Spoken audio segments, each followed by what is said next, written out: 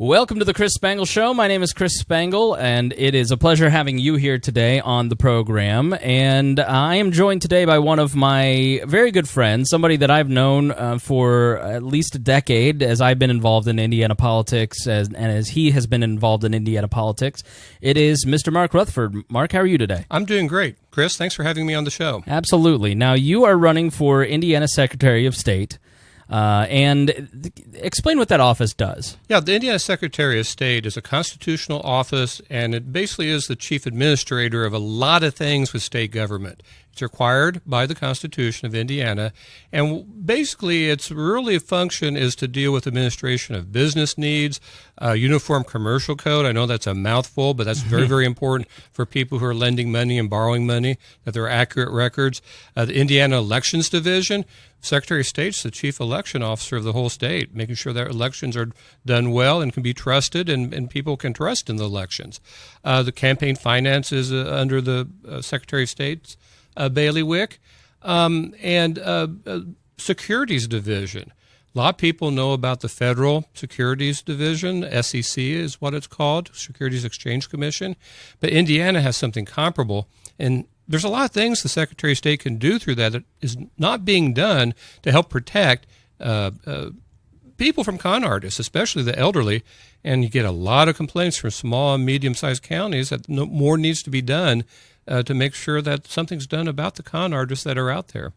So in the 20 years that I followed Indiana politics, I would say that you are, in all of the politicians that I've seen, one of the most qualified people to run for your office, and certainly the most qualified Libertarian candidate that I've seen in the decade since I've been involved in Libertarian politics. And when you break down the different offices of the Secretary of State, you have a lot of experiences that fit each one of those unique qualities and have shown leadership in each one of those different areas. So let's start with the small business portion of the Secretary of State's office. What qualities and what qualities in your background has prepared you to be Secretary of State? Oh, there's a lot there, and and the reason I talk about it is it's a perfect fit for me based on what I've done in my career and my experiences. I'll start from the very first thing. I am a small business owner. I am a shareholder in my law firm, so I experience what small business people experience every day. Which is the taxes and administration regulations and dealing with that and trying to run a business and deal with employees and serve your clients. And shoot, you feel like sometimes you have to serve government, and it's like, for what reason? A lot of the reasons you scratch your head, it's just like make work. Right. And it has no valid safety reason. You're going, why do I have to do this? It's wasting time from helping my clients. I don't like that. And most small business owners have the same feelings as I do. I also represent a lot of small business owners. My practice is representing small business owners, entrepreneurs. I do some election law, but it's all surrounding businesses. And so I see what my small business clients are doing and what they have to deal with. I know their complaints, and I know how it can be done better in Indiana and done better through the Secretary of State's office. Right. So that leads to another key portion is reform. Yes. I mean, that is one thing that the Secretary of State, they deal with. It seems like a lot of regulations and setting up businesses and obviously the election law. And what are some key components of reforming Indiana government that you'd like to see happen under your watch as Secretary of State? Well, there's a lot. Well, it has to be easily accessible, and it has to be something where a business owner can do most of what needs to be done with the Secretary of State, and it shouldn't take more than 10 minutes a year. Mm-hmm. And it should be able to be done online, and you shouldn't have to hire lawyers to figure all this out. One of the chief things that needs to be done is you have to go through every form, and you have to look at the forms from the perspective of the business owner, the people who are filling them out, not from the perspective of the Secretary of State or the staff that works with them. Right. One of the big complaints I have is, what do we fill out in this space? And sometimes you just scratch your head and it's like, I don't know. We're guessing here. You have that with uniform commercial code filings. You have that with business filings for corporations, for biannual reports. You have that in election law, campaign finance law. All those things auto dealers have to deal with all the documentation they have to do through the Secretary of State. And a lot of people don't realize that. Bureau of Motor Vehicles is just concerned with driver's licenses, really, and if there are bad drivers, dealing with that. Secretary of State regulates the auto dealers. A lot of people don't realize that, and there's, oh my goodness, some of the forms are very, very thick and very, very confusing for auto dealers. So you have to look at it from a different perspective. One of the things that I will do as Secretary of State is I will convene a advisory group, basically a small business advisory group, to advise me on how are the forms working. Right. What can I advocate to the Indiana General Assembly or the governor about small business and how government needs to be changed to help basically the backbone of our jobs and the backbone of Indiana? Somewhere near 45 to 50% of all the jobs in Indiana are with small business. Wow. That's huge. That's an enormous number. I didn't know that. That's an enormous number. Yeah. I mean, there are hundreds of thousands of small businesses. A corporation that's large, and I won't name any because most of them are fine. They try to do a nice job. But, the big news is they're hiring 1,000 people. The bigger news is that community has 4,000 or 5,000 small business owners. We're not being heard. We're being ignored. We don't make the paper because we're hiring all those people. Yeah. It's all little separate things, and government needs to change. So I would have a small business advisory council of consumers, small business owners, vendors, to advise me on how things are going with small business and what needs to change. So you're a small business owner. Yes. And you are a lawyer that represents small business Yes. owners. And so you understand what small business owners go through. Yes. You empathize with them. You are a lawyer, so you understand legal procedure and Yes. the reformation process. And that leads to the third really important part of the Secretary of State's functions, which is elections. Yes. And the form part that you were speaking of, just as a former political hack, that just is music to my ears, because it was always so confusing, because most candidates in Indiana are not like House of Cards type figures. Right. They're regular people involved in their community, and they want to get involved. And some of these forms and the process can be very difficult. The entire process for running for elections is difficult.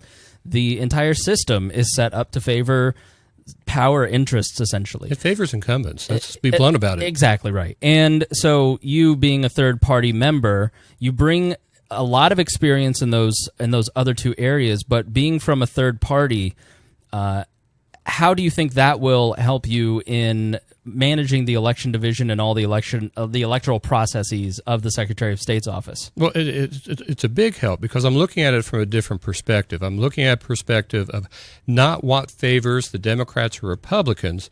It's what is needed, how just a normal person can go in and do this. Right. We see how it's clearly designed for the Republicans and Democrats, and we have questions, and it just doesn't really work for us sometimes.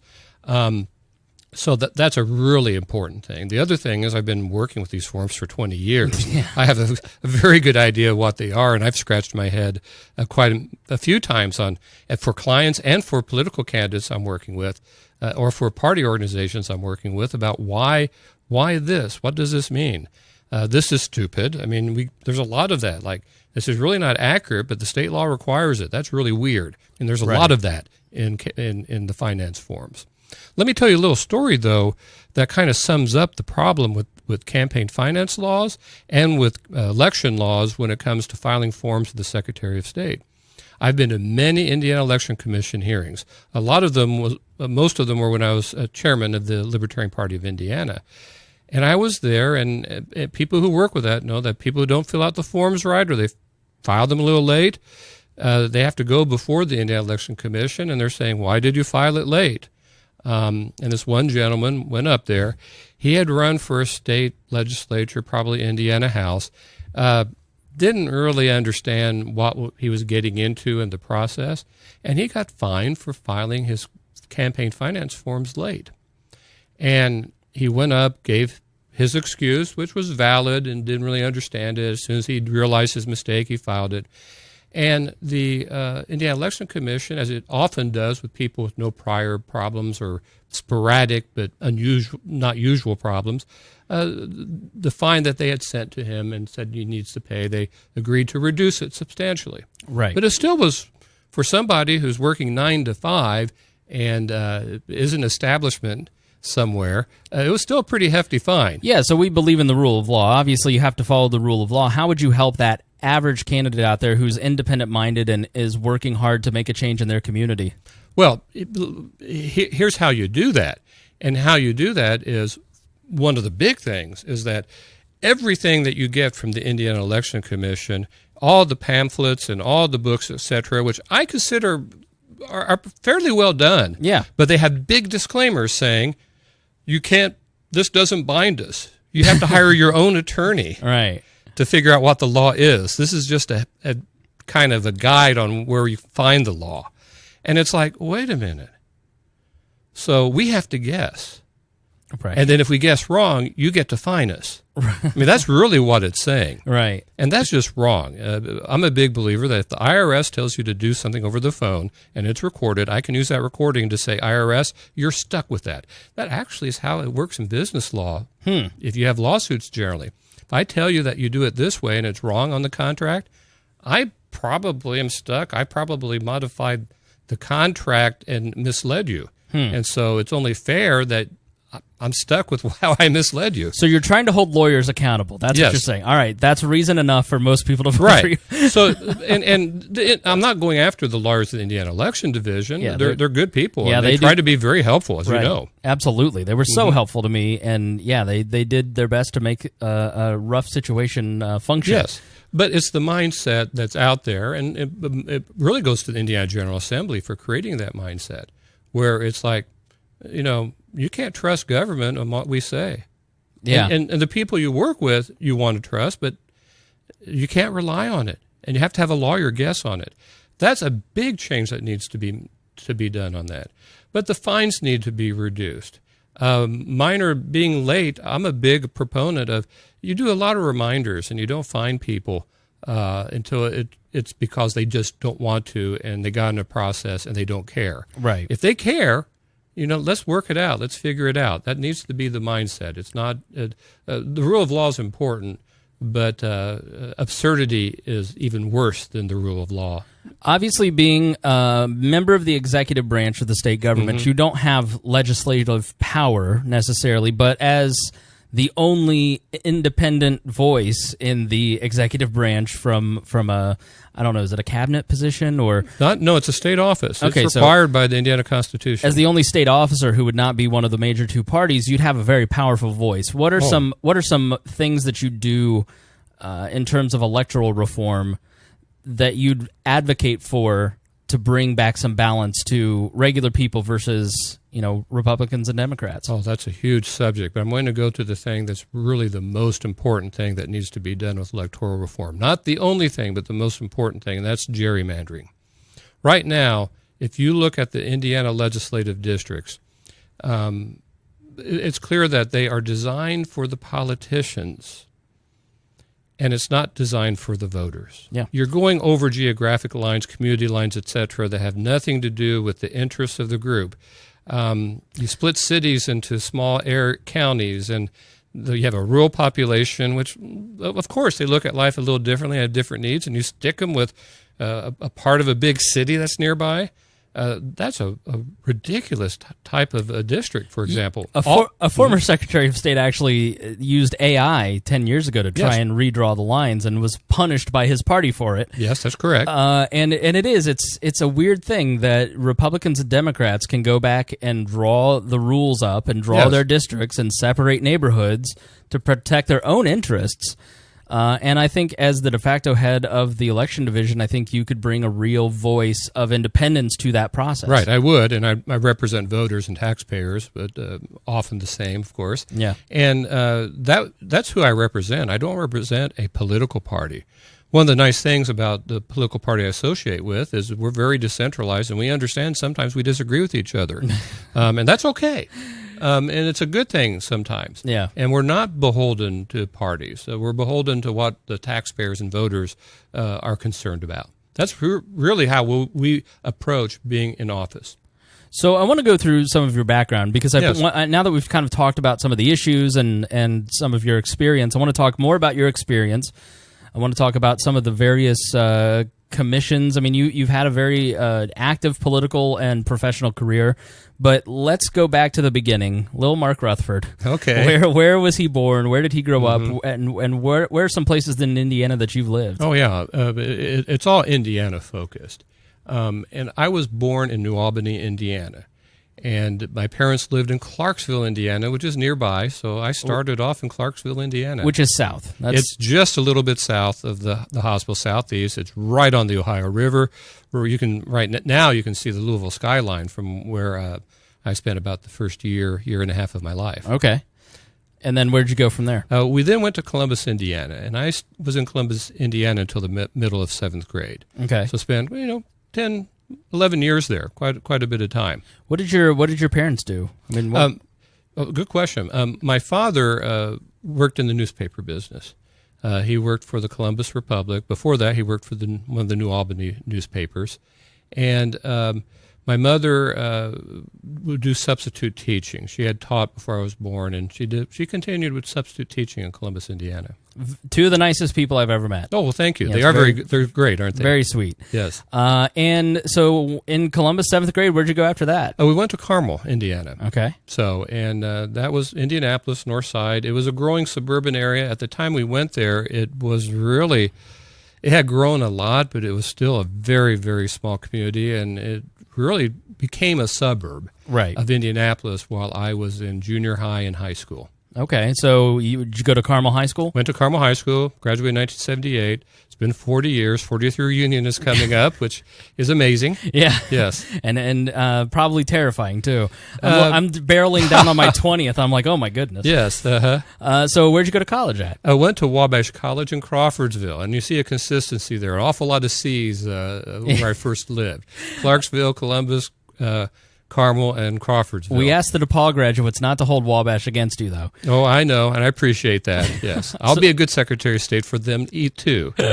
Now, what'd you graduate with? What was your degree in? My degree was in history, almost majored in philosophy, too. One credit short. We had a conflict my senior year on a required class for both majors, and I had to pick one over the other. Okay, smarty pants. So after you graduate with a history, almost philosophy degree, where do you go to? What's your next step in your education? Well, the next step is I wanted to go to law school, and got accepted to Valparaiso Law School. I went there. It was a small, private, liberal artsy law school, which I liked. I had been recommended it by many Wabash people who were there that this would be a good fit. Okay, so you've lived all over the state. I have lived all over the state. Yeah. Came back to Indianapolis is where I lived.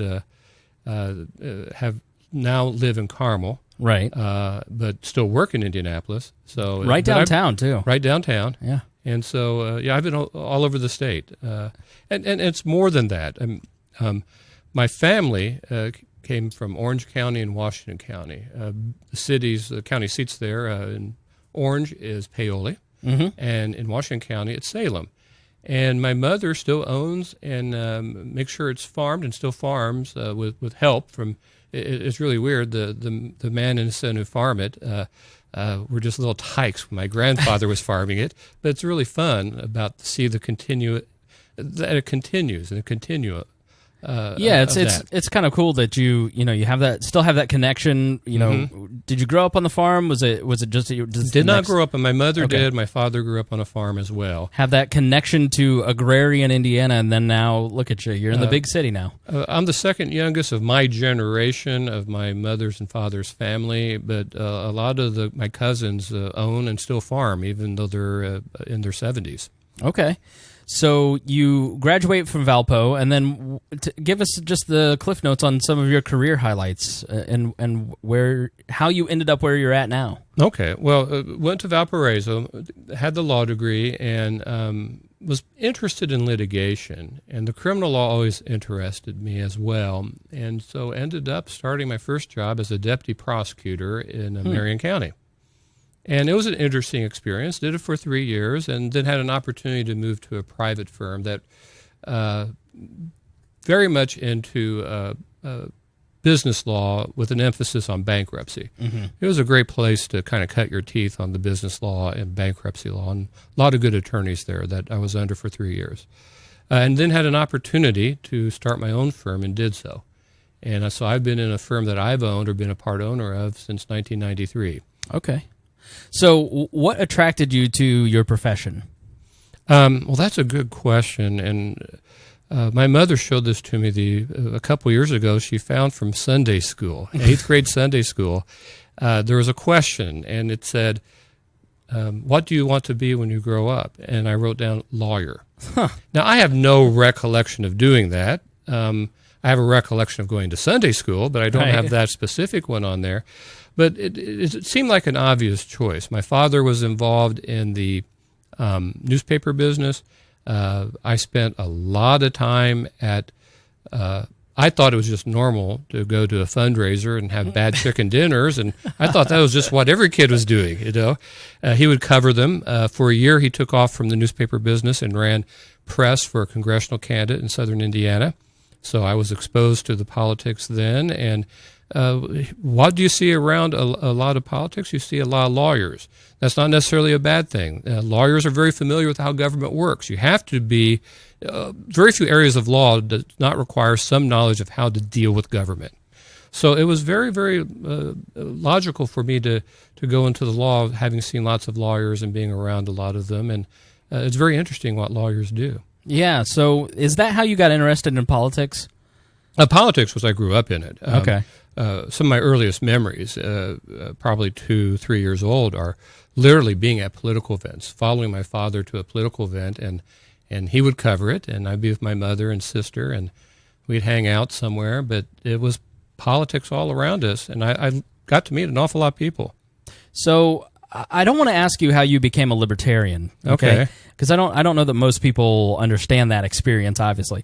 But I want to ask why you chose not to participate in the Republican or Democratic parties and become a libertarian and run more independent. Because if you're interested in politics and want to run for politics, I think most people look at it and go, well, why wouldn't you run for the other two? What about the Republicans and Democrats turned you off, and what was your eureka moment that you were going to do something different? Well, I've known about the Libertarian Party since about the time it was founded. My dad wrote a political column for the Indianapolis News, and its emphasis was on things not being reported elsewhere. So the formation of the Libertarian Party, he was reporting on it way back then. And so I was hearing about things like that and about what it was about. In 1980, the presidential candidate was well-funded. The vice presidential candidate was a millionaire, so there was a lot of money, and they made a lot of hay and a lot of national publicity on it. So I was hearing about it. College, I had excellent philosophy professors who they believed in teaching you about every type of philosophy. Mm-hmm. So I was reading about some of the new writers who are writing about libertarianism as well. They gave me all types of stuff. So I was reading about all types of political philosophy, also in my political science classes as well. So I was seeing that. And so I started working as a deputy prosecutor, having been involved seeing politics. My parents, my father worked for a candidate, seeing what that life was all about. And my family, if you go back generations, basically has what are now considered libertarian beliefs. Mm. I think a lot of Indiana does. A lot of Indiana does. I think it's a very libertarian, independent type. I mean, that independent streak within this state, I think, is very strong and prevalent. Yes, it is. It really is. And so being involved in I'll admit the past, I was involved in the Republican Party to an extent when I was a deputy prosecutor, and got a little bit more involved when I was in private practice at first. And you sometimes just have to look in the mirror and go, I think I can accomplish more outside the Republican Party or the Democrat Party. Right. Because they're old, and just like old corporations, they don't reinvent themselves. They can get stale and stagnant. And I just thought that it would be best that I could do more change in the long run through the Libertarian Party. Sure, maybe I could have done something with the Republican or Democrat parties, maybe be in elected office now. But I've got to tell you, being appointed by a Republican governor as a non-Republican to the Indiana Public Defender Commission, just months later being elected chair of that group. It's amazing what I've been able to do and influence through having that seat at the table and the leadership position on the table to make the public defender system far better in Indiana, protect individual rights, and I'm proud to say that we've helped in the long run. It saves money for the taxpayers overall, and we're looking at statistics that are coming out there that suggest that those counties that participate in the Indiana Public Defender Commission, which is voluntary, is a reimbursement program. The General Assembly gives us money to give out to counties that agree to abide by our standards. And our standards are lower caseloads, better pay, support staff for the attorneys. The number of repeat offenders seem to be going down in the counties that have this program. I mean, so it has so many benefits, and it's things that I've pushed, or I've made coalitions with people who aren't libertarian. They're Republicans and Democrats. They're legislators. Indiana Senate has 2 people on it. Indiana House has 2 people on it. 3 judges appointed by the Supreme Court. 3 people appointed by the governor. 1 person appointed by the Indiana Criminal Justice Institute. We're all over the place on where we think justice should be, but it's fun and effective to get everybody together on what you have in common and to change things for the better. So you're an appointed libertarian, yes, head of a state government commission. Yes, and you've been reappointed, haven't you? I've been reappointed. Several times. So you were so effective at doing that job that you were reappointed multiple times. That's really, really, I think, an important point, because I think people need to understand your experience with leadership and leading government agencies or entities like this, and also showing that I think that's really a point that I want to hit. What are some other leadership positions that you've held in politics or professionally? Well, I have been involved in leadership positions for a very long time. I'm an Eagle Scout, 1976. I saw a photo on your Instagram of that. Exactly. And you learn there how to be a leader. And if you're a natural leader, by natural I mean you have the ability to learn and to implement and to lead people and get people to do. You never get people to do what they don't want to do, but sometimes you have to get people to realize that they do want to do it. That's not a snarky way to put it. It's really what you have to do is to show the light. Sometimes you have to do it yourself, and then people go, "Oh, that's not so bad." Yeah, and then they'll do it with you. Right. But patrol leader, senior patrol leader of the whole troop. Those are things that you learn how to be. That I was already on the national stage by the time I was in high school with national positions as a youth leader in the Boy Scouts. That's cool. And it was very cool, and it was very eye-opening. And then in college, I'm a leader on campus. There were clubs and organizations on campus where I was an officer of my fraternity, for example. Same thing in law school, where I was a leader of my, actually the president of my legal law fraternity in law school. So I have that consistent basis of being a leader, helping people to go where everybody wants to go, making things better, getting things done. After that, I'm back in Indianapolis as a lawyer. I have served as president of the Police Athletic League of Indianapolis. Oh, that's cool. That was a very cool thing. I've been president of the National Junior Tennis League of Indianapolis, president of the Central Indiana Tennis Association of Indianapolis, just lots of things like that, president of a country club. All those are things where you have to get involved, have to do things, show leadership, make things better, and help people to make things better. Very active in my fraternity. Have been head of the Alumni Association of the local Wabash College Lambda Chi's. I'm right now serving as the campaign chair of our capital campaign. And that's very fun and exciting. For the fraternity? It's for the fraternity. Yeah, I've known you since, you basically helped recruit me into the Libertarian Party job that I had, and you were always instrumental. It was always like, well, we've got a question. Ask Mark. Yes. You were a former state chair, and you went on to national leadership in the Libertarian Party as well. Mm-hmm. So, I do that. I have the political stuff that you're talking about, but let's go to the law part about the leadership. I've been the head of many sections in the Indianapolis Bar Association, the business law section of the Indianapolis Bar Association. Was on head of the editorial board for the Indiana State Bar Association, head of the criminal justice section of the Indiana State Bar Association, I believe head of the business law section. I said that of the Indianapolis Bar Association. Was involved on the council of the business law section of the Indiana State Bar Association. Those are things you need to do. You show leadership, you give back, you're part of the community, and you do what you can do and what you're effective at helping things get better. And that's what you have to do in anything you're involved with. How did you get that mentality of public service? The mentality of public service? Yeah, I mean, who instilled those values in you? Oh, I'd have to say the parents did, and my relatives, and everybody who was around and friends. It seems just natural to me. Is that a function of growing up in rural Indiana, in the mid 60s, 70s? I don't want to insult you, but no. I mean, it's a function of who you're around and your beliefs and what you do. The background, a lot of it's probably some of the religious background that's been in my family over the years from different faiths. There's just a lot of reasons for that. Right. All right. Well, tell the people where they can find out more about you. I think this is pretty comprehensive. I mean, is there anything else before we wrap up that you think people ought to know about Mark Rutherford before they go cast a ballot in November? Oh, there's a lot about what I believe in and why you should elect me. I mean, it's just very qualified. I've dealt with all these issues that are out there. I'm very strong on small business, and the Attorney General, basically the prior Attorney Generals have made that into a consumer protection agency. I'm not going to quibble with that, right. But where's the protection agency for small business? Secretary of State's the natural place to do that, and that's an important thing that needs to be done. Okay.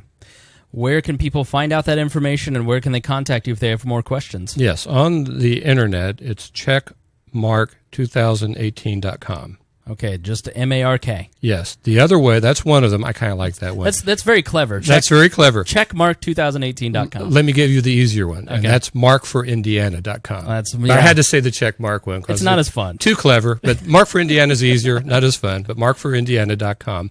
And on Facebook, you can find me at Mark for Indiana. Yeah, you'd think there would be like another Mark that was for Indiana, but you're the first one. I'm the first one, I guess. Mark for Indiana, yes. Congratulations on getting markforindiana.com. That's an achievement there. So, all right, great. Very good. You can find me on Twitter, Instagram. Mark for Indiana is the secret to get to all of those things. I bet you're taking campaign donations, too, aren't you? Yes, I'm taking campaign donations. There's a donations button on the website. Okay. And it's very, very easy to do. And if people want to volunteer for your campaign, how can they do that? You can do it through the website. There's a place to press the button, submit your information, and we'll have people get back in touch with you. All right. Well, hopefully you now see what I have seen in Mark and why I think he's so qualified to be our next Secretary of State here in Indiana. Mark, thank you for joining me. Chris, thank you. All right. Thank you for joining us here on the Chris Spangle Show, and we'll talk to you soon.